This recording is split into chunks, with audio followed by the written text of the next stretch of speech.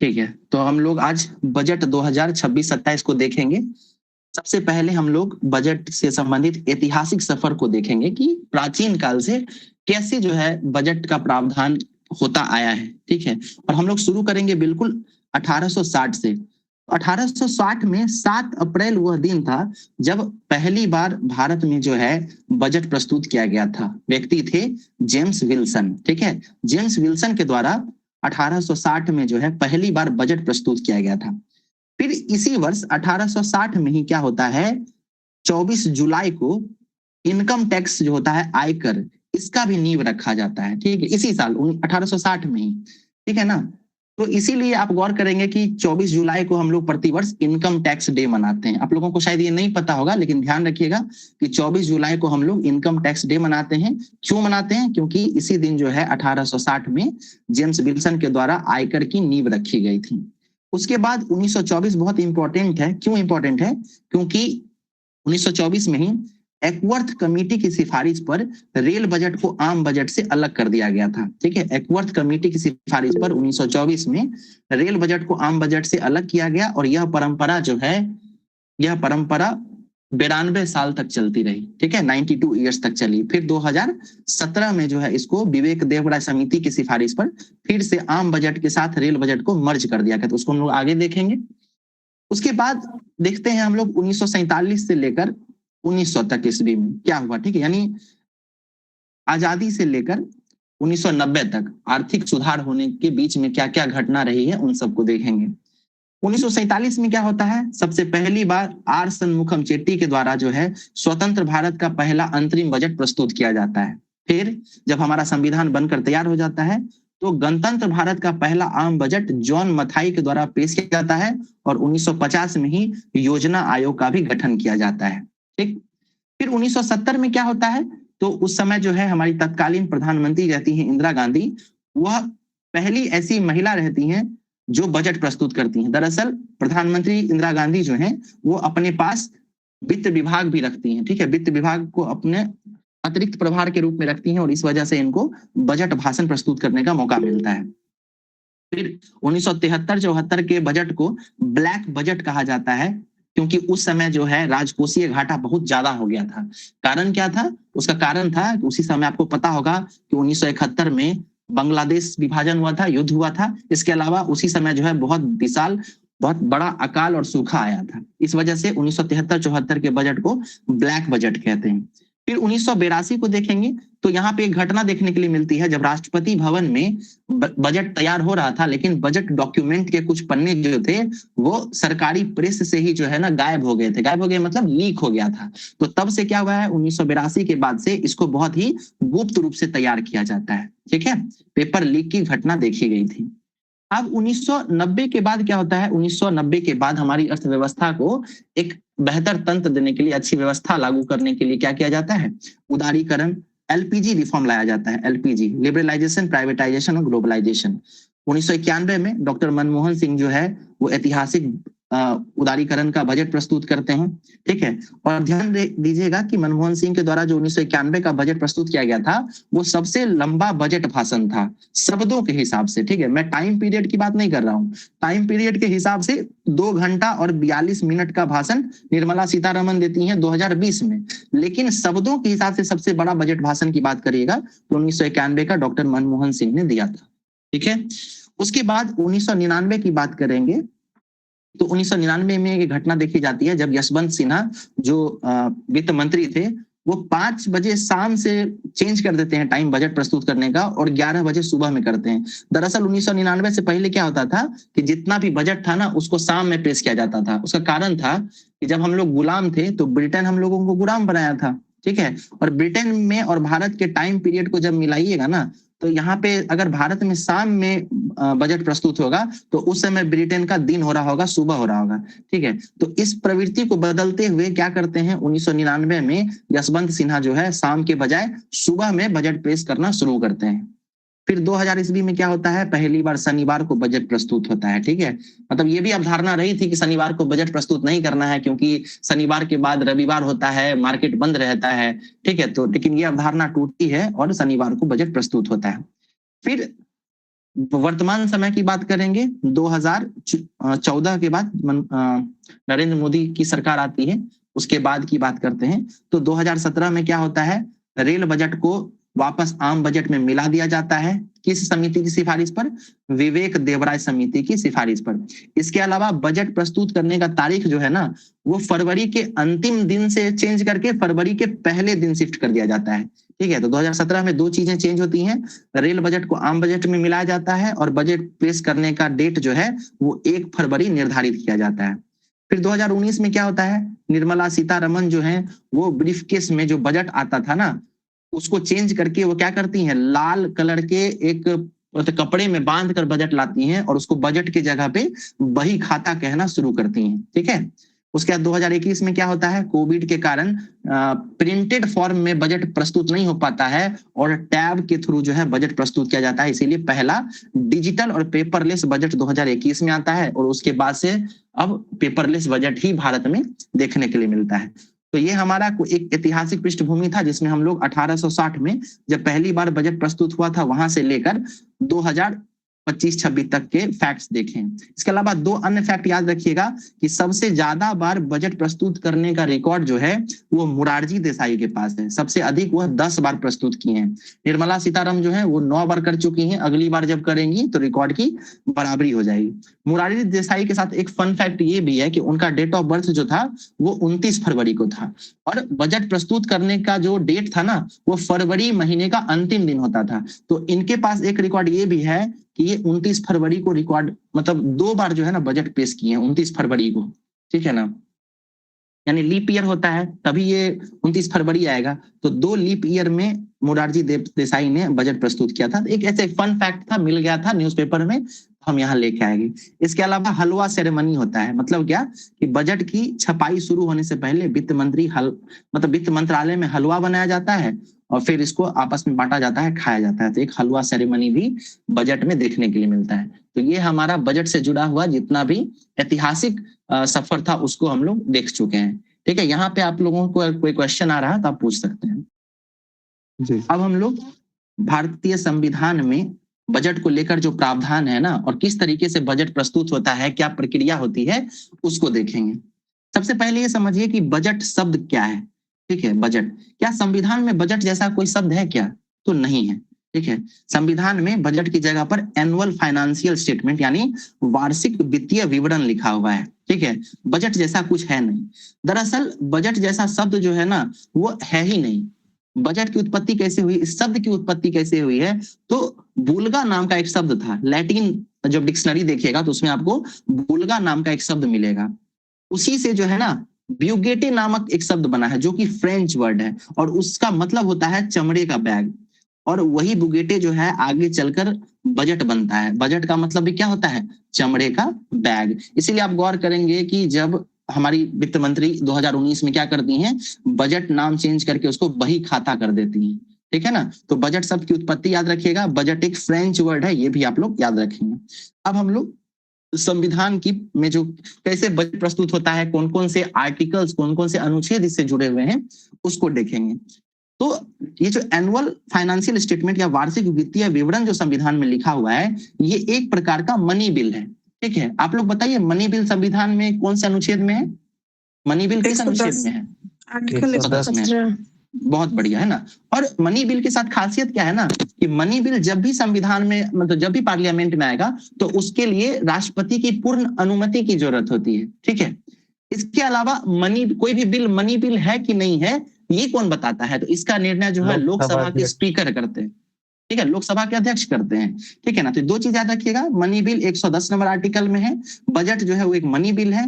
कोई भी money bill को पेश करने से पहले राष्ट्रपति की पूर्ण अनुमति की जरूरत होती है और कोई भी बिल मनी बिल है कि नहीं इसका निर्णय लोकसभा के अध्यक्ष लेते हैं। ठीक है, अब आप समझ चुके हैं कि हमारा बजट जो है एक मनी बिल है। अब बजट जो है यानी वित्तीय वार्षिक विवरण जो है वो अनुच्छेद 112 में दिया गया है। अनुच्छेद 112 में लिखा गया है कि राष्ट्रपति प्रत्येक वित्तीय वर्ष, ठीक है, वित्तीय वर्ष कब से कब तक होता है? 1 अप्रैल से लेकर 31 मार्च तक। तो राष्ट्रपति जो है प्रत्येक वित्त वर्ष के संबंध में संसद के दोनों सदनों के समक्ष भारत सरकार की अनुमानित प्राप्तियों और व्यय का विवरण प्रस्तुत करवाते हैं। किसके थ्रू करवाते हैं? फाइनेंस मिनिस्टर के थ्रू करवाते हैं, और इसे ही सामान्य भाषा में बजट कहा जाता है। यानी आपको पता होगा कि राष्ट्रपति जो होते हैं वो हमारे एग्जीक्यूटिव के हेड होते हैं, हमारे कार्यपालिका के हेड होते हैं। उनका दायित्व है कि देश को बताएं कि हमारा अर्थव्यवस्था कैसे चल रहा है, हम आने वाले साल में कैसे प्रगति करेंगे, ठीक है। तो अपना दायित्व, अब चूंकि राष्ट्रपति नॉमिनल हेड होते हैं तो खुद तो ये नहीं कर सकते, तो वो करने का काम किसको सौंपते हैं? फाइनेंस मिनिस्टर को। यानी फाइनेंस मिनिस्टर के द्वारा जो है वो संविधान संसद के दोनों सदनों पर जो है बजट रखवाते हैं, ठीक है। अब अनुच्छेद 113 क्या कहता है? 113 जो है वो कहता है डिमांड ऑफ ग्रांट के बारे में, ठीक है, अनुदान की मांग, ठीक है। इसमें क्या होता है? अनुदान की मांग केवल राष्ट्रपति की सिफारिश पर ही की जा सकती है। फिर अनुच्छेद 114 क्या कहता है? एप्रोप्रिएशन बिल, यानी विनियोग विधेयक। इसके थ्रू क्या होता है? सरकार को भारत की संचित निधि यानी कंसोलिडेट फंड से धन निकालने के लिए इस विधेयक का पास होना अनिवार्य है। अब आप लोगों को धीरे धीरे समझ में आएगा कि ये सब क्या है ना। प्राक्कलन क्या होता है, विनियोग विधेयक क्या होता है, ये आपको यहाँ समझ में आएगा जब मैं आपको बजट पारित करने के चरण समझाऊंगा। अभी बस सुन लीजिए। 112 में क्या है? वार्षिक वित्तीय विवरण के बारे में बात किया गया है। 113 में ग्रांट्स के बारे में बात किया गया है, डिमांड ऑफ ग्रांट्स। 114 में विनियोग विधेयक के बारे में बात किया गया है। 115-16 में अनुपूरक अनुदान यानी सप्लीमेंट्री ग्रांट्स और लेखा अनुदान यानी वोट ऑन अकाउंट की बात की गई है, ठीक। 265 में क्या है? तो जो आप लोग सुनते होंगे टैक्सेशन के बारे में, इनकम टैक्स, जीएसटी वगैरह, तो सरकार कितना टैक्स ले सकती है, टैक्स में क्या कैसे परिवर्तन हो सकता है, ये सब जो है अनुच्छेद 265 के तहत कहा गया है ना। देखिए क्या लिखा हुआ है, विधि के प्राधिकार के बिना ना तो कोई कर लगाया जा सकता है और ना ही वसूला जा सकता है, ठीक है। यानी संसद को अगर अपने टैक्सेशन को बदलना है, बढ़ाना है, घटाना है, तो पहले कानून बनाना पड़ेगा, संसद से पास कराना पड़ेगा, ठीक है। 266 में क्या है? तो भारत की संचित निधि है, ठीक है। 267 में बताइए क्या है? 267 अनुच्छेद में आकस्मिक निधि, आकस्मिक निधि है, ठीक है, बहुत बढ़िया। उसको भविष्य निधि नहीं, आकस्मिक निधि कहते हैं, ठीक है।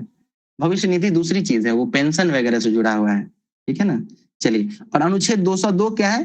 तो 202 में जैसे हम लोग 112 के तहत सेंट्रल बजट बात करते हैं, केंद्र सरकार की बजट की, तो अनुच्छेद 202 के तहत राज्य सरकार अपना बजट प्रस्तुत करती है, ठीक है। 202 अनुच्छेद में राज्य सरकार के बजट से संबंधित प्रावधान है। अब बजट किस तरीके से पारित होता है हम लोग उसके बारे में जानेंगे। क्या कल संसद भवन में जब निर्मला सीतारमन ने बजट स्पीच दे दिया तो क्या हमारा बजट बन गया, प्रस्तुत हो गया? ऐसा नहीं होता है ना।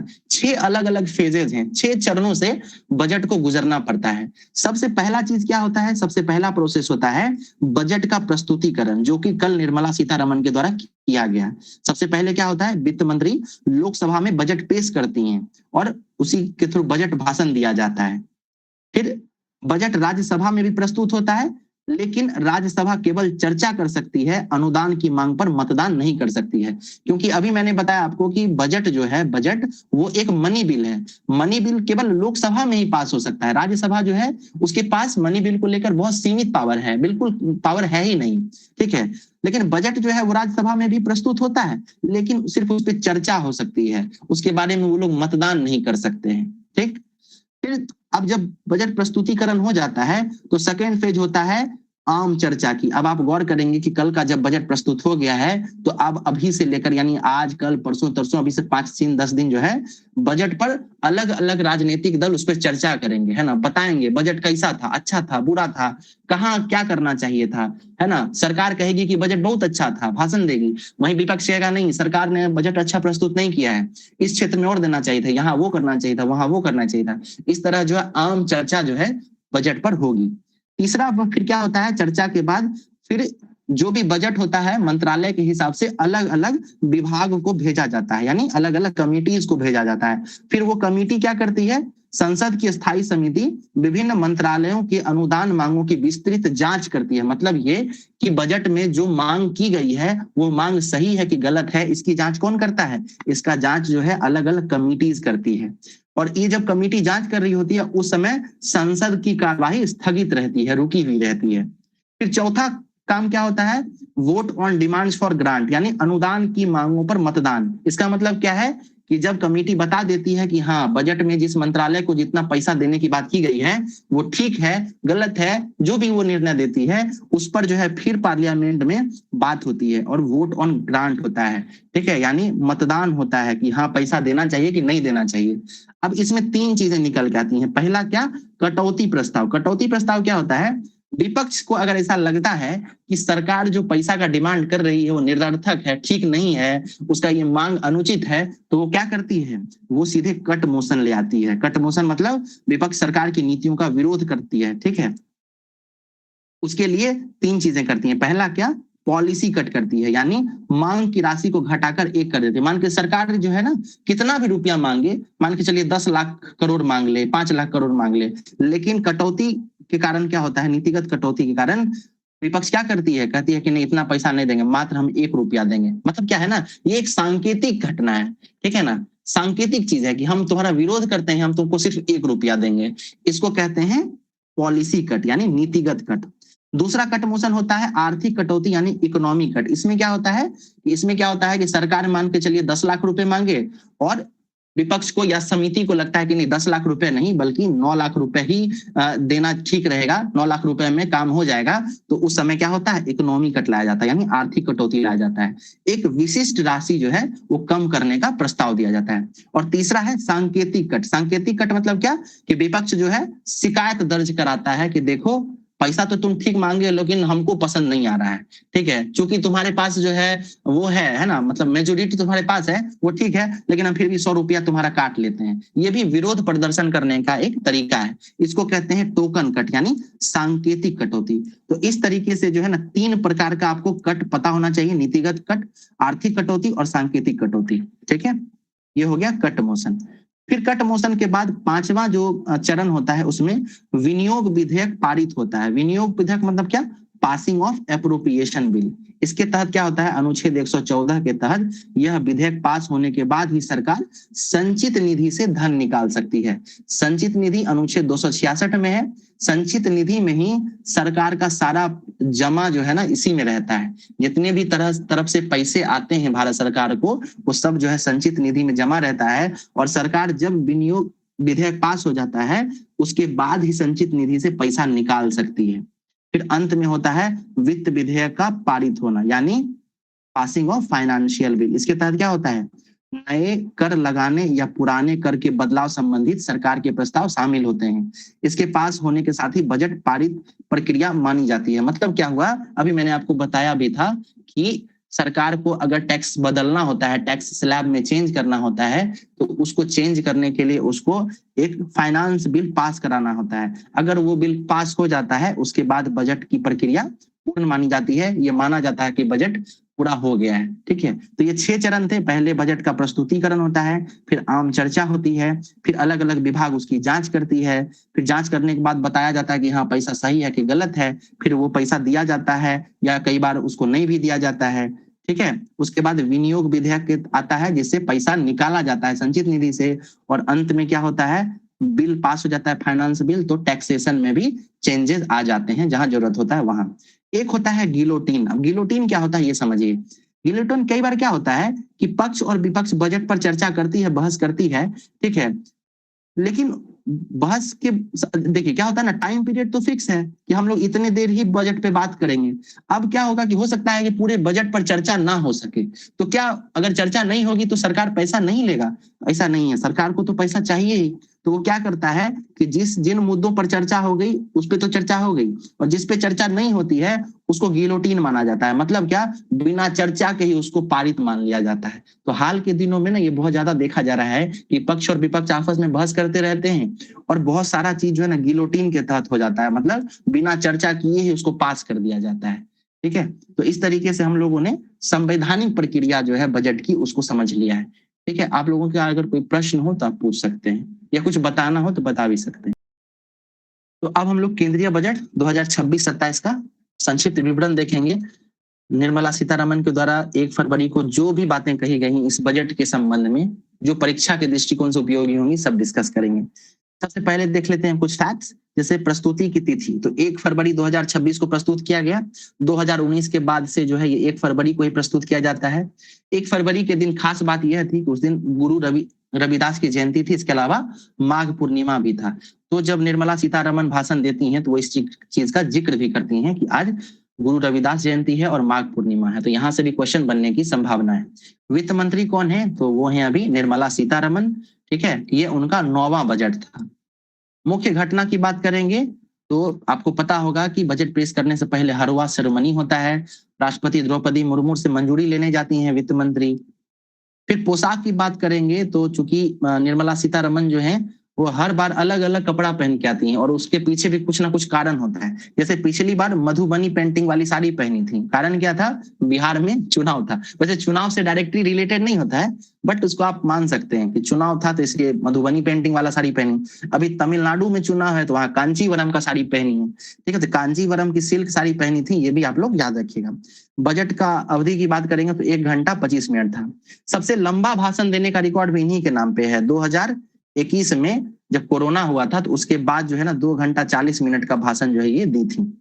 अब हम लोग इस बजट का 2026-27 के बजट के प्रमुख प्रावधानों की बात करेंगे। इस बजट में सरकार का विजन बताया गया है कर्तव्य काल और विकसित भारत एट 2047, ठीक है। कर्तव्य काल का मतलब क्या है कि अभी जो है हम लोग 2047 की अगर बात करेंगे ना, और अभी हम लोग 2026-27 में है, तो कितना साल बच गया है बताइए? काउंट कीजिए तो कितना साल होगा? लगभग 20 साल के आसपास बच रहा है, ठीक है। तो 20 साल का जो समय है ना, 20 ईयर्स का, इसको हमारी वित्त मंत्री कहती हैं कि ये हम लोगों का कर्तव्य काल है, ठीक है। ये क्या है? हमारा कर्तव्य काल है। अभी अगर हम अच्छा काम करेंगे तभी जाकर हम विकसित भारत बन पाएंगे 2047 तक, ठीक। तो कर्तव्य काल वाला बात याद रखिएगा। इसके अलावा इस बजट को वित्त मंत्री एक संज्ञा देती है, एक नाम देती है, कहती हैं कि ये बजट जो है ना एक सुधार एक्सप्रेस है। क्या है? सुधार एक्सप्रेस, यानी रिफॉर्म एक्सप्रेस। वो बताती हैं कि इस बार जो है हम लोग बहुत सारा सुधार लाए हैं, ठीक है। उदाहरण देती हैं, कहती हैं कि 12 वर्ष में 350 से अधिक सुधार किए हैं। एग्जाम्पल में कहती हैं कि अभी जीएसटी का दर हम लोग घटा दिए हैं, लेबर रिफॉर्म्स किए हैं, है ना। उसके बाद इनकम टैक्स से संबंधित रिफॉर्म लाए हैं। तो ये सब उदाहरण देती हैं, ठीक। उसके बाद 3 कर्तव्य बताती हैं, ठीक है, क्योंकि ये कर्तव्य काल है तो बोलती हैं कि हमारा 3 कर्तव्य है। क्या क्या कर्तव्य है? पहला कर्तव्य है सरकार का कि तेज और सतत आर्थिक विकास हासिल करना, ठीक है। Rapid and sustainable economic growth, तेज और सतत आर्थिक विकास हासिल करना। दूसरा कहती हैं आकांक्षाओं को पूरा करना, यानी फुलफिलिंग एस्पायरेशंस, मतलब लोगों का जो आकांक्षा है, सरकार से जो भी उनकी आकांक्षाएं हैं उसका पूरा करना भी उनका कर्तव्य है। तीसरा चीज कहती हैं सबका साथ सबका विकास। तो ये 3 कर्तव्य बताती हैं। यहाँ से डायरेक्ट क्वेश्चन बनेगा, 3-4 स्टेटमेंट दे देगा, कह देगा इसमें से कौन सा कर्तव्य था, कौन सा कर्तव्य शामिल नहीं था। आप लोगों को याद करना है। पहला क्या है? तेज और सतत आर्थिक विकास। दूसरा है आकांक्षाओं को पूरा करना, और तीसरा है सबका साथ सबका विकास, ठीक। अब इन कर्तव्यों को पूरा करने के लिए जो है ना 3 आवश्यकताएं बताई हैं, है ना। यानी इन कर्तव्यों को पूरा करने के लिए 3 स्तंभों पर जोर दिया गया है। पहला क्या? बेहतर इंफ्रास्ट्रक्चर, यानी हमारा इंफ्रास्ट्रक्चर अगर बेहतर होगा तभी हम इन कर्तव्यों को पूरा कर पाएंगे। फिर बोली है स्ट्रॉन्ग फाइनेंशियल सेक्टर, यानी मजबूत वित्तीय क्षेत्र, अगर ये मजबूत होगा तभी ये कर्तव्य पूरा हो पाएगा। तीसरा बोली आर्टिफिशियल इंटेलिजेंस, अगर आर्टिफिशियल इंटेलिजेंस में भारत आगे बढ़ता है, महारत हासिल करता है, तभी ये कर्तव्य इनका पूरा हो पाएगा। तो 3 कर्तव्य बताई हैं और 3 कर्तव्य के पूरा होने के लिए 3 स्तंभ भी बताई हैं। इसके अलावा क्योंकि यहाँ पे विकसित भारत बनाना है, तो विकसित भारत बनाने के लिए वित्त मंत्री 6 स्तंभ बनाती हैं। ये भी पूछा जा सकता है कि विकसित भारत के लिए कितने स्तंभ बताए गए हैं। याद रखिएगा 6 स्तंभ बताए गए हैं, 6 पिलर्स ऑफ डेवलप्ड इंडिया, ठीक है। पहला स्तंभ क्या है? विनिर्माण, यानी मैन्युफैक्चरिंग, ठीक है। अब मैन्युफैक्चरिंग को तेज करने में, स्पीड बढ़ाने के लिए, इस स्तंभ को मजबूत करने के लिए कौन कौन सी योजनाएं लाई गई हैं, ये देखिए, ठीक है। पहला योजना है सेमीकंडक्टर के क्षेत्र में, यानी इंडिया सेमीकंडक्टर मिशन 2.0 लॉन्च किया जाएगा। क्या किया जाएगा? इंडिया सेमीकंडक्टर मिशन 2.0 लॉन्च किया जाएगा। इसके लिए 40,000 करोड़ रुपए आवंटित भी किए गए हैं, ठीक है। फोकस अब सिर्फ चिप बनाने पे नहीं रहेगा, बल्कि साथ साथ कच्चे माल और सप्लाई चेन पर भी रहेगा। यानी क्या? कि हम दुनिया के लिए भी सप्लाई करेंगे, ठीक है। तो पूछा जा सकता है कि कौन सा योजना लॉन्च हुआ सेमीकंडक्टर के लिए, तो सेमीकंडक्टर मिशन 2.0। फिर रेयर अर्थ एलिमेंट्स के लिए जो है ना एक योजना लाया गया है rare earth permanent magnet scheme. Rare earth permanent magnet scheme के तहत 4 राज्य में कॉरिडोर बनेंगे। अब ये सीधा पूछ देगा, आपको 4 नाम दे देगा, कह देगा कौन सा इसमें शामिल नहीं है। नाम याद रखिएगा, उड़ीसा, केरल, आंध्र प्रदेश, तमिलनाडु। अब देखिए, तमिलनाडु और केरल आसपास है, तमिलनाडु के ऊपर में आंध्र प्रदेश है और आंध्र प्रदेश के ऊपर में उड़ीसा है। तो इस तरह याद रख सकते हैं, केरल, तमिलनाडु, आंध्र प्रदेश, उड़ीसा, ये 4 राज्य जो है वो rare earth permanent magnet scheme के तहत जो है कॉरिडोर बनाए जाएंगे यहाँ पे। फिर केमिकल के क्षेत्र में 3 नए केमिकल पार्क बनेंगे। कितने केमिकल पार्क बनेंगे? 3 केमिकल पार्क बनेंगे। फिर कंटेनर विनिर्माण, कंटेनर पता होगा आपको कि शिप पे भर के जो है एक जगह से दूसरे जगह ले जाया जाता है, या फिर आप बहुत सारे ट्रेन में भी देखते होंगे, मालगाड़ी में भी कंटेनर भरा रहता है। तो क्या कहा जा रहा है कि अब भारत जो है अब बहुत सारा कंटेनर का निर्माण करेगा। अगले 5 वर्षों में 10,000 करोड़ जो है ना सिर्फ कंटेनर निर्माण पर दिया जाएगा। चीन पर जो निर्भरता है हमारी कंटेनर को लेकर, इसको कम किया जाएगा। फिर वस्त्र उद्योग के लिए लेकर भी बहुत सारी बातें कही गई हैं। कौन कौन सा योजना है? राष्ट्रीय फाइबर योजना लाया गया है। किस चीज के लिए? रेशम के लिए, ऊन के लिए और जूट के लिए। नाम एकदम याद रख लीजिएगा, रेशम, ऊन, जूट। ठीक है, रेशम, ऊन और जूट, इन तीनों के लिए क्या लाया गया है? राष्ट्रीय फाइबर योजना। सीधा सवाल पूछेगा यहाँ से। फिर अगला योजना है समर्थ 2.0। क्यों लाया गया है? कौशल विकास के लिए, यानी रोजगार को बढ़ावा देने के लिए, लोगों को ट्रेनिंग देने के लिए लाया गया है सामर्थ्य 2.0। उसके बाद तीसरा योजना है महात्मा गांधी ग्राम स्वरोजगार योजना। महात्मा गांधी ग्राम स्वराज योजना, ठीक है ना, सॉरी। इसके तहत क्या होगा? खादी, हथकरघा और हस्तशिल्प की ब्रांडिंग की जाएगी। महात्मा गांधी की जो सोच था ना, खादी का, हथकरघा का और हस्तशिल्प का, तो इसकी ब्रांडिंग की जाएगी, इसको बढ़ावा दिया जाएगा। ओके। फिर चौथा और अंतिम है बायोफार्मा। बायोफार्मा में क्या किया जाएगा? स्वास्थ्य क्षेत्र में तकनीक के लिए 5 वर्ष में 10,000 करोड़ रुपए दिए जाएंगे। ठीक है, अब यहाँ पे ना पहले हम इतनी चीजों को थोड़ा रिवाइज कर लेते हैं। अगला स्तंभ जो है वो है विरासत। ठीक है, और विरासत के क्षेत्र में क्या किया जा रहा है? 200 विरासत औद्योगिक क्लस्टर का जो है पुनर्निर्माण किया जाएगा ना, उसको पुनर्जीवित किया जाएगा। इससे क्या होगा? पर्यटन को बढ़ावा मिलेगा। ठीक है, पर्यटन के क्षेत्र में भारत में बहुत सारी संभावनाएं हैं, तो उसको बढ़ावा दिया जाएगा। ठीक है, उसके बाद देखते हैं तीसरा है एमएसएमई। एमएसएमई द चैंपियन, मतलब क्या है? वित्त मंत्री कही है कि एमएसएमई को वैश्विक चैंपियन बनाना है। मतलब सिर्फ भारत में ही नहीं, भारत में तो उड़ेगा ही, है ना, पूरे दुनिया में चैंपियन बन जाएगा हमारा एमएसएमई। ठीक है, उसके बाद एमएसएमई से देखिए एक वर्ड निकाला गया है एसएमई, स्मॉल मीडियम इंटरप्राइजेज। ठीक है, ये बीपीएससी में लास्ट ईयर पूछा भी गया था, जो लोग दिए होंगे उनको याद होगा। एसएमई का फुल फॉर्म पूछा था, ठीक है ना।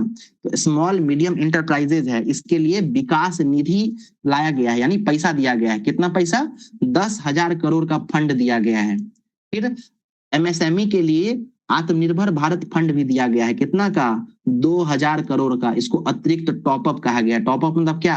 कि पहले से जो पैसा है वो तो दिया ही गया है, और अगर ये पैसा कम पड़ेगा ना तो हम थोड़ा टॉपअप भी कर देते हैं, थोड़ा एक्स्ट्रा पैसा दे देते हैं, ताकि ये चैंपियन बना रहे, है ना, उड़ते रहे। एमएसएमई भी आप लोगों को क्लियर हो जाना चाहिए। एमएसएमई का लास्ट ईयर जो है ना डेफिनेशन चेंज किया गया था। बहुत सारे एग्जाम में डेफिनेशन ही पूछता रहा, मेंस में भी डेफिनेशन पूछता रहा। इस बार जो है ये एमएसएमई को चैंपियन बनाना है। चैंपियन बनाने के लिए क्या क्या किया जाएगा वो देखिए। और एमएसएमई का एसएमई जो है, एसएमई यहाँ से क्वेश्चन पूछेगा, इसको याद रखिएगा। अब अगला है इंफ्रास्ट्रक्चर, अवसंरचना। अवसंरचना में क्या किया जाएगा? तो सबसे पहले पूंजीगत व्यय, है ना। पूंजीगत व्यय क्या होता है? बजट में 2 प्रकार का व्यय होता है। ठीक है, व्यय, एक्सपेंडिचर। पहला होता है राजस्व व्यय। राजस्व व्यय ऐसा व्यय होता है जो अभी पैसा खर्च किया और अभी ही खत्म हो जाएगा। ठीक है ना। और पूंजीगत व्यय ये होता है कि खर्चा हम अभी कर दिए, पूंजी अभी हम लगा दिए, लेकिन ये पूंजी हमको लंबे समय तक जो है ना कुछ अपने तरफ से आय देता रहेगा, देता रहेगा, देता रहेगा। जैसे मान के चलिए कि ये भारत है ना, भारत, ठीक है, मान के चलिए कि ये हमारा इस तरीके से भारत है। अब इस भारत में क्या हुआ? दिल्ली, मुंबई, चेन्नई, कलकत्ता को जोड़ के एक रोड बना दिए। रोड बनाने के लिए खर्च तो हमको अभी लगेगा, ठीक है ना। तो खर्च तो अभी देना पड़ेगा रोड बनाने के लिए, लेकिन क्या जब ये रोड बन जाएगा तो इसका पैसा हमको एक ही बार आएगा? ऐसा नहीं होता है। रोड बन जाता है तो पैसा आते ही रहता है, ठीक है ना। तो जो लंबे समय तक हम लोगों को लाभ देगा उसको पूंजीगत कहते हैं, पूंजी, ठीक है ना। जैसे जमीन नहीं होता, हम लोग छोटे स्तर पे जब हम लोग रहते हैं घर परिवार में सुनते हैं तो पूंजी में हम इन्वेस्ट किए, जमीन मेरा पूंजी है, ठीक है। तो ये पूंजीगत व्यय जो है उसमें खर्च किया जाएगा कितना? 12 लाख करोड़, ठीक है। कुल बजट 52 लाख करोड़ के आसपास है, उसमें से 12 लाख करोड़ जो है ना, लगभग जीडीपी का 3.4% के आसपास जो है वो पूंजीगत व्यय होगा। फिर अगला क्या है? समर्पित मालवाहक कॉरिडोर बनाया जाएगा, dedicated freight corridor, DFC, dedicated freight corridor. अभी वर्तमान में भी 2-3 फ्रेट कॉरिडोर चल रहा है, लेकिन एक और फ्रेट कॉरिडोर बनाया जाएगा। कहां से कहां तक? पश्चिम बंगाल के डानकुनी से गुजरात के सूरत तक। यहां से सीधा क्वेश्चन मिलेगा आपको, कहां से कहां तक? ईस्ट वेस्टर्न कॉरिडोर कहां से कहां तक होगा? तो ये पश्चिम बंगाल के डानकुनी से गुजरात के सूरत तक होगा, है ना। नाम क्या दिया गया है? East west freight corridor. अगला है जल मार्ग, है ना, वाटरवेज। कहा जा रहा है कि हम लोग अब नदी के थ्रू भी अपना शिप चलाएंगे, जहाज चलाएंगे और जहाज से खूब माल भेजेंगे एक जगह से दूसरे जगह, ठीक है। उससे क्या होगा? लागत कम होगा, पर्यावरण प्रदूषण कम होगा, कोयला का खपत कम होगा, नाव पानी में नाव ऑटोमेटिक चलेगा, धार के साथ बहेगा, है ना। तो उसके लिए क्या होगा? नेशनल वाटरवे 5 तो डेवलप किया ही जा रहा है। इसके अलावा 5 साल में 20 नए जलमार्ग बनाए जाएंगे, ठीक है। नेशनल वाटरवे 5 कहां से कहां तक है? तालचर उड़ीसा से लेकर पारादीप धर्मा पोर्ट तक जो है हो जाएगा। तालचर में क्या होता है? कोयला मिलता है उड़ीसा में, और पारादीप क्या है? ये समुद्र के पास है, पोर्ट है, तो यहाँ से कोयला उठाएगा और पारादीप से लेगा और यहाँ से भेजेगा दूसरी जगह जहां जरूरत होगा, ठीक है ना। तो नेशनल वाटरवे 5 याद रखिएगा। 5 साल में कितने जलमार्ग शुरू होंगे? 20 जलमार्ग। फिर जहाज मरम्मत करने के लिए ना 2 जगहों पर जो है जहाज मरम्मत करने के लिए प्लांट स्थापित किया जाएगा। कहाँ कहाँ? तो एगो तो बनारस में है भाई, और दूसरा पटना है। पटना जैसे आ गया, बहुत इंपॉर्टेंट हो गया, वेरी वेरी इंपॉर्टेंट। पटना में भी जो गाय घाट है ना, दीघा घाट, वहां पर जहाज मरम्मत करने का जो है ना सुविधा विकसित होगा। 2 जगह होगा, बनारस और पटना में। अब पटना वाला बहुत इंपॉर्टेंट है, याद रखिएगा। अगला है सी प्लेन। ये क्या है? तो स्वदेशी निर्माण और पर्यटन के लिए विजिबिलिटी गैप फंडिंग योजना, ठीक है। इसको आप स्किप भी कर सकते हैं।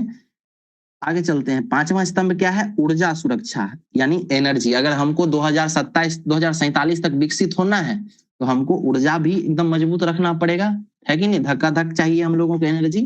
तो उसके लिए क्या लाया गया है? CCUS, कार्बन कैप्चर यूनिट लाया गया है। इसमें क्या होगा? ये 2025 दिसंबर में शुरू हो गया, और 5 क्षेत्र में, कौन कौन सा क्षेत्र? विद्युत, इस्पात, सीमेंट, रिफाइनरी और केमिकल। इस क्षेत्र में जो है ना ऊर्जा सुरक्षा को बढ़ावा दिया जाएगा। ये 5 क्षेत्र याद रखिएगा भाई लोग। 5 क्षेत्र कौन कौन सा है? विद्युत है, इस्पात है, सीमेंट है, रिफाइनरी है, केमिकल है। क्या इसमें कृषि है? क्या कृषि नहीं है भाई, कृषि नहीं है। पर्यावरण है क्या? पर्यावरण नहीं है। ये सब देख लीजिए क्या है? विद्युत, इस्पात, सीमेंट, रिफाइनरी, केमिकल, ये सब जो है ना फैक्ट्री से जुड़ा हुआ है, ठीक है। तो याद रखिएगा, फैक्ट्री वाला जो भी सामान होगा ऑप्शन में, ठीक है, वही है हमारा एनर्जी सिक्योरिटी का 5 क्षेत्र में शामिल होगा। विद्युत, इस्पात, सीमेंट, रिफाइनरी, केमिकल। हम थोड़ा ज्यादा जोर दे रहे हैं, उसका कारण यही है कि यहाँ से निश्चित सवाल देखने के लिए मिलेगा, ठीक है ना। तो अगले 5 वर्षों में ना 20,000 करोड़ एनर्जी यानी ऊर्जा सुरक्षा के लिए खर्च किया जाएगा। 5 क्षेत्र याद रखिएगा, विद्युत, इस्पात, सीमेंट, रिफाइनरी, केमिकल। आगे बढ़ते हैं। सौर ऊर्जा बहुत इंपॉर्टेंट, वेरी वेरी इंपॉर्टेंट। ये देख लीजिए, सोडियम एंटीमोनेट। सीधा पूछेगा सोडियम एंटीमोनेट का संबंध किस चीज से है? तो क्या होता है कि जो सोलर ग्लास बनता है ना, सोलर प्लेट, तो जो चमकता है ऊपर में, उसके निर्माण के लिए ना सोडियम एंटीमोनेट का बहुत ज्यादा जरूरत होता है। और चीन के पास ही बहुत ज्यादा है, ठीक है। चीन क्या करता है? बीच बीच में उसको रोक देता है, उसको बढ़ने ही नहीं देता है। तो उससे क्या होता है? इसका दाम बहुत बढ़ जाता है। जैसे दाम बढ़ता है तो भारत का ऊर्जा सुरक्षा है ना वो कमजोर पड़ जाता है, डिपेंडेंसी बढ़ जाता है।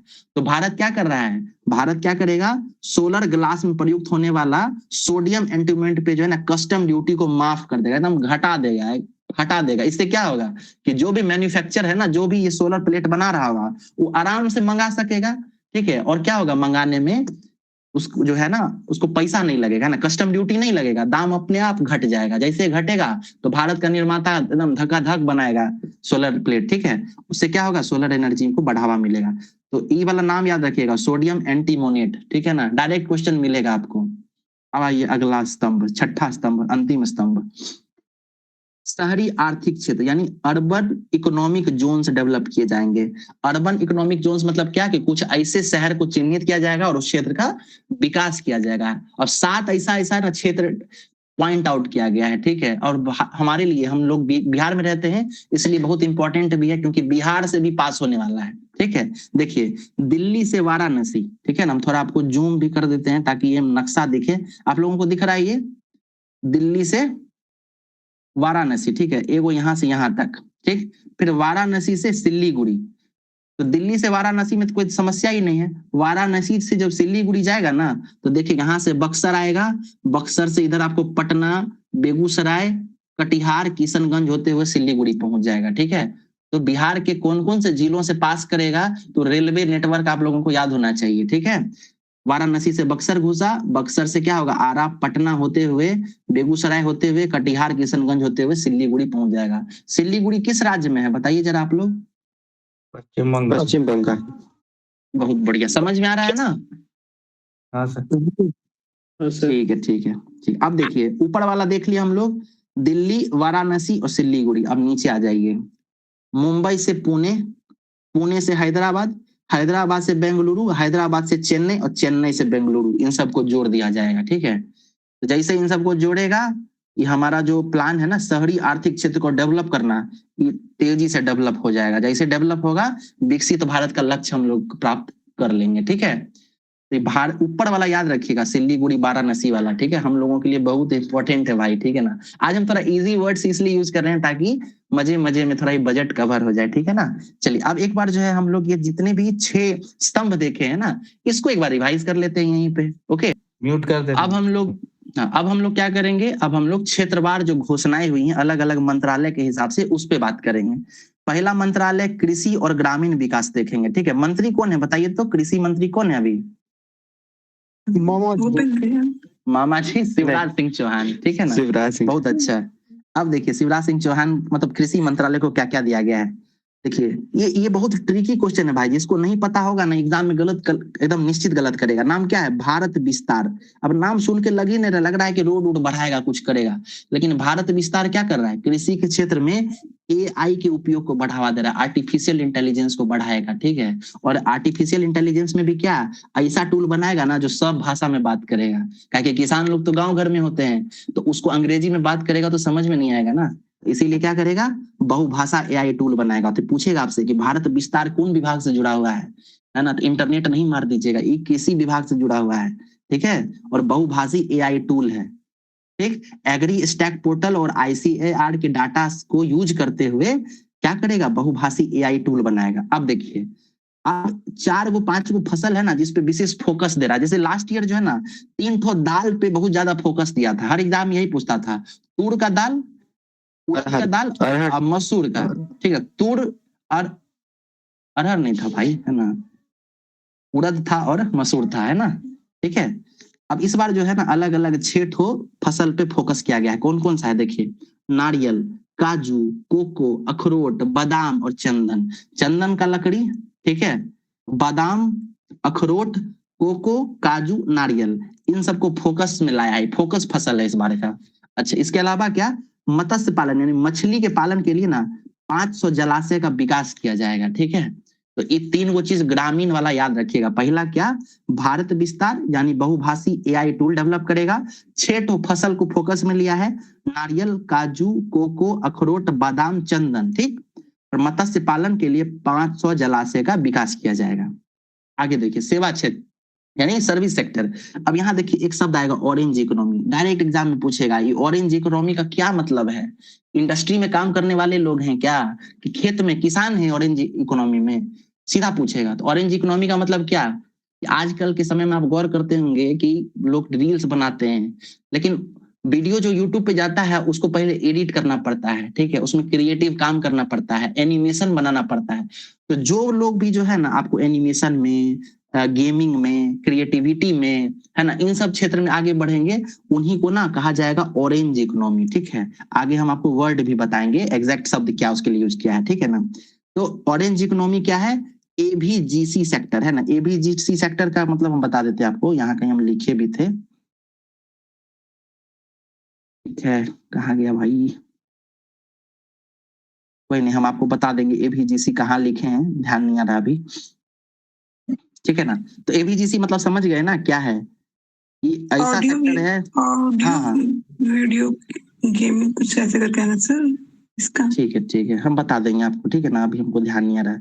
तो याद रखिएगा, ऑरेंज इकोनॉमी में वही सब क्रिएटिव लैब्स डेवलप किया जाएगा।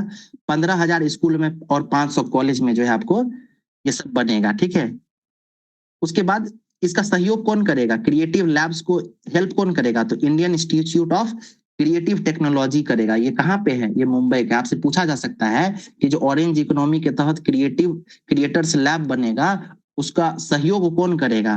तो Indian institute of creative technology Mumbai जो है इसका हेल्प करेगा। ठीक, अब शिक्षा में भी स्टेम का मतलब क्या होता है? साइंस, टेक्नोलॉजी, एजुकेशन और मैथमेटिक्स। बीपीएससी 70वीं में क्वेश्चन पूछा था। ठीक है, 8 नंबर वाले में। तो स्टेम में क्या किया जा रहा है? तो हर जिले में छात्रावास बनाया जाएगा। ठीक है, महिलाओं के लिए, लड़कियों के लिए।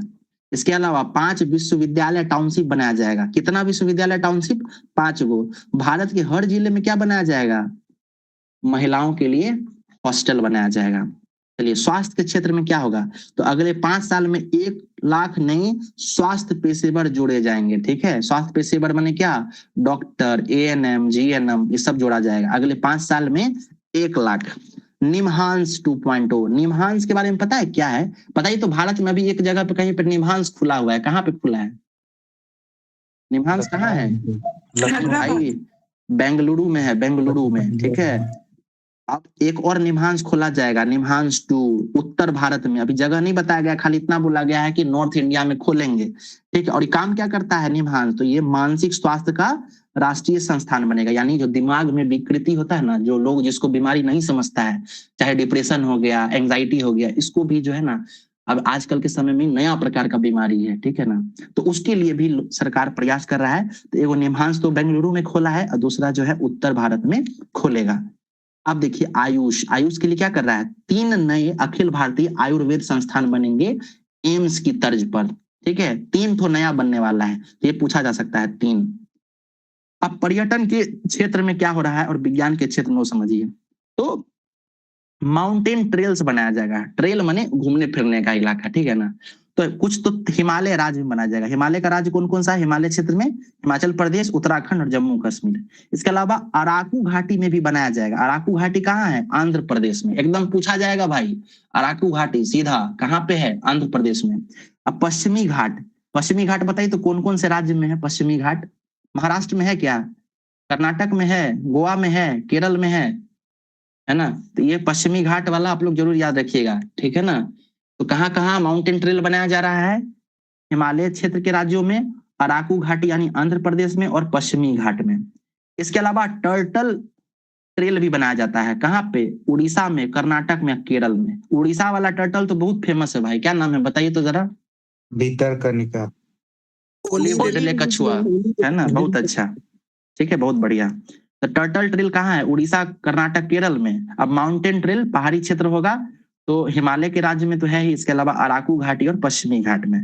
अच्छा, वर्ड वाचिंग ट्रेल भी बनाया जा रहा है ना, पक्षी का देखने के लिए। तो पुलिकट झील में बनाया जाएगा। पुलिकट झील कहाँ है? आंध्र प्रदेश तमिलनाडु के बॉर्डर पे है। पूछा जाता है पुलिकट में पानी किस नदी का आता है? ठीक है ना, यूपीएससी का क्वेश्चन है, तो याद रखिएगा कौन सा है। चलिए, अगला क्या है? पुरातत्व। पुरातत्व माने 15 साइट का पुनरुत्थान किया जाएगा। 15 को ऐसा ऐसा साइट चुना जाएगा और उसको डेवलप किया जाएगा। ठीक है, वो 15 को साइट में से ना बहुत सारा तो आपको हड़प्पा वाला सभ्यता से लिया गया है, जैसे लोथल, धोलावीरा, राखी गढ़ी, फिर सारनाथ, हस्तिनापुर, लेह। ठीक है ना, तो ये सब जो है 15 को चुनेगा और उसका डेवलप करेगा। फिर खगोल विज्ञान। ठीक है, खगोल में क्या कर रहा है? 4 नया टेलीस्कोप स्थापित करेगा। क्या ठो? 4 ठो। कौन कौन सा है? National large solar, optical infrared, Himalaya Chandra और कॉस्मोस। ये 4 गो नाम याद कर लीजिएगा। National large solar, optical infrared, Himalaya Chandra और कोसमोस। अगर किस्मत अच्छा रहा तो सिंपल यही पूछेगा कि कितना नया टेलीस्कोप बनाया जा रहा है, तो 4 गो। अगर भारी रहा तो नाम दे देगा, अब बोलेगा कौन सा था कौन सा नहीं था। ठीक, अगला है ग्लोबल बिग कैट समिट। तो भारत तो इसका हेडक्वार्टर ही है, यहाँ पे समिट होने वाला है, तो इसका भी जिक्र जो है हमारी मंत्री जी कर दी है। ठीक है, अंतिम है लास्ट समावेशी विकास, सोशल जस्टिस। ठीक है, सोशल जस्टिस माने क्या, महिला, बुजुर्ग, बाल बच्चा, बच्चा लोग हुआ, इसके अलावा अनाथ हो गए लोग, दिव्यांग जन हो गए, इन सब लोगों के लिए क्या प्रयास किया जा रहा है, यही सब जो है ना सोशल जस्टिस में आ जाता है। ठीक है, तो दिव्यांग के लिए क्या किया जा रहा है, दिव्यांग जन कौशल योजना लाया जा रहा है। ठीक, दूसरा दिव्यांग सहारा योजना लाया जा रहा है। दिव्यांग सहारा योजना के तहत क्या होगा, कृत्रिम अंग लगाया जाएगा। ठीक, फिर मानसिक स्वास्थ्य ट्रोमा सेंटर भी बनाया जाएगा। फिर पूर्वोत्तर में दुर्गापुर, पश्चिम बंगाल में पूर्वी तट औद्योगिक कॉरिडोर बनाया जाएगा। ठीक है, दुर्गापुर में पूर्वी तट औद्योगिक कॉरिडोर, इसके लिए 4000 इलेक्ट्रिक बसें दी जाएंगी। ठीक, अब भाई बंगाल में भी चुनाव है तो कुछ देना पड़ेगा ना। देखिए 3 जगह चुनाव होने वाला है, कहाँ कहाँ, आसाम में, बंगाल में और तमिलनाडु में। तो तमिलनाडु के लिए तो साड़ी पहन के आ गई कांचीवरम का, अब बंगाल के लिए 4000 बस दे दी हैं, और ऊपर से क्या दी हैं, दुर्गापुर में पूर्वी औद्योगिक कॉरिडोर।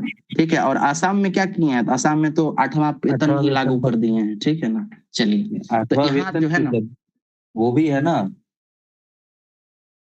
लास्ट फेज में जो है हम लोग बजट में जो भी आंकड़े आए हैं, ठीक है, चाहे फिजिकल डेफिसिट को हो या ग्रोथ रेट का हो, ठीक है, ये जो भी आंकड़ों में जो बातें की गई है ना उसको देखेंगे। ऊपर हम लोग योजना देख लिए, नीचे हम आंकड़ा देख लेते हैं। सबसे ज्यादा पूछा जाता है फिजिकल डेफिसिट। ठीक है, तो फिजिकल डेफिसिट मतलब क्या, राजकोषीय घाटा। बस आपको एक आंकड़ा याद रखना है, 4.3%। ठीक है, कितना है, 4.3%। इतना जो है फिजिकल डेफिसिट को लाना ही लाना है अगले साल। ठीक है, 26-27 में कितना लाना है, 4.3%। इसके अलावा और क्या बोला है, बोला है 2030-31 तक क्या करना है, जीडीपी और ऋण का अनुपात जो है ना वो 51% लेके आना है। कितना, 51%। तो फिजिकल डेफिसिट 4.3% और डेप्थ टू जीडीपी रेशियो 51% लाना है। ठीक, 51 रुपया का देते हैं ना हम लोग, भोज उज खाते हैं ना, तो इतना लाना है 2030-31 तक। अब 16वां वित्त आयोग का जो गठन किया गया था, अपना रिकमेंडेशन दे दिया था। इसके अध्यक्ष थे कौन थे, पनगड़िया जी, अरविंद पनगड़िया। तो वो जब अपना दे दिए हैं, सबमिट कर दिए हैं फाइनेंस कमीशन 280 अनुच्छेद के तहत और 281 के तहत रिपोर्ट जो है उसको बजट में शामिल किया, राष्ट्रपति को सौंपे थे, तो उनकी अनुशंसाओं पर विचार किया गया और उसको बजट में शामिल किया गया है। तो इस बार जो है 16वें वित्त आयोग की अनुशंसा पर राज्यों का हिस्सा कितना रखा गया है, 41%। यानी पहले भी 41% था, उसको न बढ़ाया गया न घटाया गया, जैसा था वैसा ही छोड़ दिए, 41% का 41% ही बरकरार रहा। बिहार को लाभ ही छोड़ दीजिए भाई, अपने काम का नहीं है, बट इतना देख लीजिएगा कि हर साल क्या होता है, बजट का आकार बढ़ता है। ठीक है, बजट का आकार बढ़ेगा ना भाई, पिछला बार अगर 50 लाख करोड़ का बजट था तो इस बार 52 लाख करोड़ का होगा। तो जैसे जैसे थोड़ा बढ़ेगा तो क्या होगा, बिहार को मिलने वाला हिस्सा भी तो बढ़ेगा। तो कह रहा है क्या कि वित्त वर्ष 2026-27 में 1,51,831 करोड़ बिहार को मिलेगा। तो 1,51,000 याद रखिएगा, ठीक है ना, उसी से काम पास हो जाएगा। और पिछले साल से 13,316 करोड़ ज्यादा मिला है, तो ज्यादा तो मिलेगा ही भाई। ठीक है, आकार बढ़ेगा तो ज्यादा मिलेगा ही। चलिए अब टैक्स को देखते हैं। तो नया आयकर अधिनियम जो होगा ना वो 1 अप्रैल 2026 से लागू होगा। ये अधिनियम पहले ही पास हो गया था पिछले ही साल, तो ये लागू कब से हो रहा है, 1 अप्रैल से। ठीक, इसके अलावा इस साल जो है ना टैक्स के स्लैब में कोई परिवर्तन नहीं किया गया है, जितना टैक्स पहले कलेक्ट करता था सरकार उतना ही करता रहेगा। ठीक, एक चीज चेंज हुआ है और बहुत इंपॉर्टेंट है, ये पूछा जा सकता है कि विदेशी कंपनी जो डेटा सेंटर स्थापित करेगा ना भारत में, उसको 2047 तक टैक्स हॉलीडे दिया गया। मतलब क्या कि भारत में डेटा सेंटर स्थापित कीजिए, हम पैसा नहीं लेंगे, हम टैक्स नहीं लेंगे, आइए और स्टैब्लिश करते रहिए। कब तक, 2047 तक। अब देखिए कुछ चीज सस्ता हुआ, कुछ चीज महंगा, एग्जाम के लिए जरूरी नहीं है। शेयर बाजार में क्या किया है, देखिए एक होता है F&O, मतलब क्या, फ्यूचर्स एंड ऑप्शंस। ये सब शेयर मार्केट का एक टर्म है। ठीक है। तो उसमें क्या हुआ ना, पहले इसका टैक्स जो था ना लिमिट 0.02% था, इसको बढ़ाकर 0.05% कर दिया गया, यानी टैक्स बढ़ा दिया। जैसे टैक्स बढ़ाया ना, तो कल आपको पता होगा कि बजट संडे को आया था, और संडे को ना मार्केट रहता है बंद, सेंसेक्स शेयर मार्केट बंद रहता है। लेकिन सरकार सोचा कि बजट संडे को ला रहे हैं, तो बजट के कारण ना पैसा ऊपर बढ़ेगा, ठीक है। और जैसे ही बजट लाया, मार्केट खुला छोड़ा, ये टैक्स बढ़ा दिया 0.02 से 0.05, बस मार्केट सीधा 2000 पॉइंट नीचे गिर गया। तो जितना पैसा लगाया था ना, सब घाटा हो गया लोगों को। ये सब एडिशनल चीज है भाई, याद ये रखना है कि 0.02 से बढ़ाकर 0.05 कर दिया गया है। अब रुपया आता कहां से है, रुपया जाता कहां पे है, ठीक। मान के चलिए कि 100 रुपया है, ठीक है ना, टोटल आने के लिए, ठीक है। 100 रुपया हमको कहीं से मिलेगा, तो 100 रुपया में सबसे ज्यादा हमको कहां से मिला, उधारी से। हम सबसे ज्यादा पैसा कहां से लिए, उधारी से कमाए, कितना, 24 रुपया। फिर इनकम टैक्स से कमाए 21 रुपया, और फिर जीएसटी से कमाए 18 रुपया, और फिर निगम कर से कमाए 17 रुपया। तो एकदम याद कर लीजिएगा, उधार सबसे ज्यादा लिए, फिर इनकम टैक्स, फिर जीएसटी, और फिर निगम कर, ठीक है ना, याद हो रहा है। सबसे पहले ज्यादा उधार, फिर इनकम टैक्स, फिर जीएसटी, और फिर निगम कर। अब जब हमको 100 रुपया मिल गया, तो अभी 100 रुपया कहीं कहीं खर्चा भी होगा मेरा, तो कहाँ कहाँ खर्च हो रहा है। तो सबसे पहले तो क्या हुआ, 100 रुपया जो हमको आया था ना, उसमें से 22 रुपया हम क्या किए, राज्यों को अपना हिस्सा दे दिए। केंद्र सरकार राज्य को बोला कि जितना जितना रुपया अपना ले जाओ, तो 22 रुपया ले गया 100 में। फिर यहाँ जो उधार हम लोग ले रहे हैं, तो पिछला साल भी तो उधार लिए थे, उससे पहले भी तो उधार लिए थे, तो उस उधार का भाई ब्याज तो देंगे ना, इंटरेस्ट तो देंगे। तो फिर हम क्या किए, राज्य का अपना हिस्सा देने के बाद 20 रुपया जो है ना, उसका टैक्स, मतलब उसका इंटरेस्ट दे दिए, जिसका पहले लिए थे उसको इंटरेस्ट देते गए। और अंत में केंद्रीय क्षेत्र की योजनाओं पर 17 पैसा हम लोग खर्च किए, 17 रुपया, ठीक है। तो हमारे साथ रिवाइज कीजिए, 100 रुपया हमको आना है, सबसे ज्यादा कहां से आएगा, उधार से, फिर इनकम टैक्स से, फिर जीएसटी से, और फिर निगम कर से, कारपोरेशन टैक्स से। 100 रुपया जाएगा कहाँ कहाँ, ठीक है। तो सबसे पहले राज्य का हिस्सा दे दिए, उसके बाद क्या कर रहे हैं, इंटरेस्ट जो देना था हमको, इंटरेस्ट 20% वो दे दिए, और फिर हम 17 रुपया जो है ना खर्चा कर दिए अपनी सरकारी योजनाओं पर, केंद्र सरकार की योजनाओं पर, ठीक। ये हमारा कहाँ से आता है, कहाँ जाता है, ये क्लियर हो गया।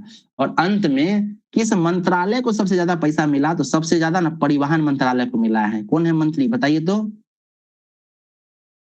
बताइए ना हो, नितिन गडकरी। तो नितिन गडकरी माला माल हो गए, सबसे ज्यादा पैसा उनको मिला है। फिर रक्षा विभाग को मिला है, पिछला बार से ना लगभग 1 लाख करोड़ ज्यादा मिला है। कारण क्या है, अभी ऑपरेशन सिंदूर हुआ, तो सरकार को लगा कि थोड़ा कमजोर न पड़ जाए, इसीलिए थोड़ा और पैसा दे देते हैं कि चीन और पाकिस्तान के साथ लड़ेंगे ना, तो पूरा असला बारूद तैयार रहेगा। तो इस बार इसको थोड़ा ज्यादा पैसा दिया है, लेकिन परिवहन से कम दिया है। परिवहन 1 नंबर पे है, ट्रांसपोर्ट 2 नंबर पे रक्षा विभाग, तीसरा पे है ग्रामीण विकास। ग्रामीण विकास के मंत्री कौन है, बताइए तो जरा, बताइए ना मामा जी, अभी तो बोले थे आप लोग, चौहान है ना, कृषि और ग्रामीण विकास था ना उनका, ठीक है ना।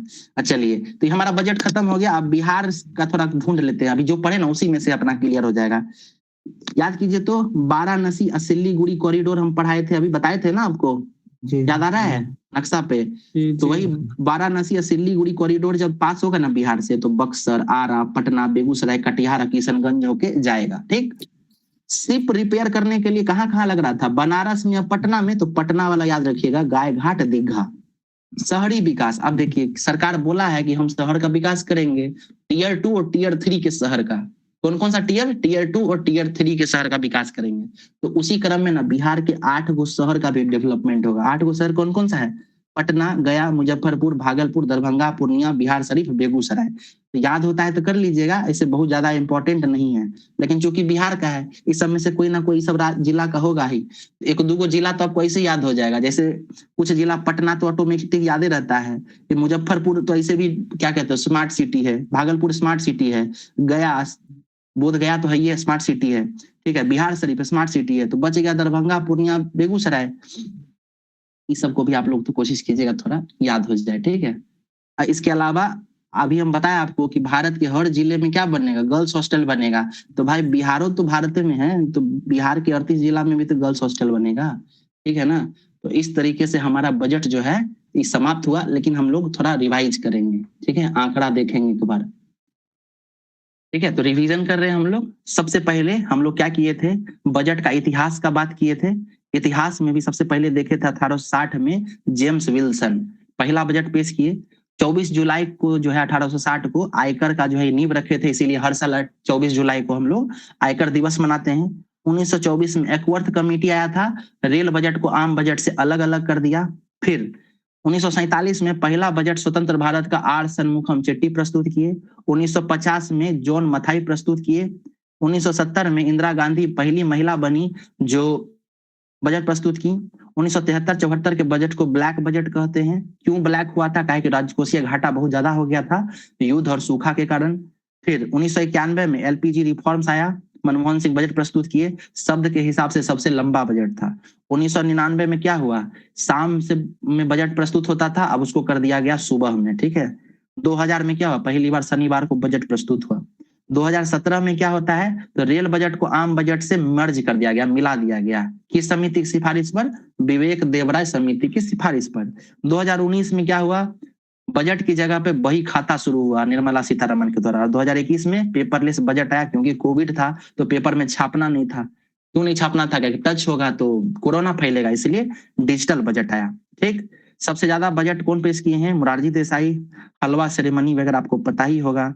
बजट फ्रेंच शब्द है, इसका मतलब होता है चमड़े का बैग, ठीक है। ये जो बजट होता है वो मनी बिल है, राष्ट्रपति के पहले स्वीकृति लेनी होती है। 112 नंबर अनुच्छेद में क्या है, बजट है, ठीक है। उसके बाद ये सब आर्टिकल जो है आप लोग खुद से देखिएगा। बजट कितने चरणों में प्रस्तुत होता है, 6 चरण में। इस चरण आप लोग, ये पीडीएफ मिलेगा तो उसको रिवाइज कीजिएगा।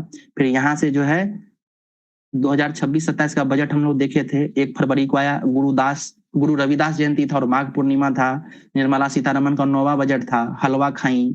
उसके बाद कांचीवरम का साड़ी पहनी तमिलनाडु वाला और भाषण दी, ठीक है। क्या बताएं, 3 ठो कर्तव्य है और कर्तव्य को पूरा करने के लिए 3 गो स्तंभ पे जोड़ दी है।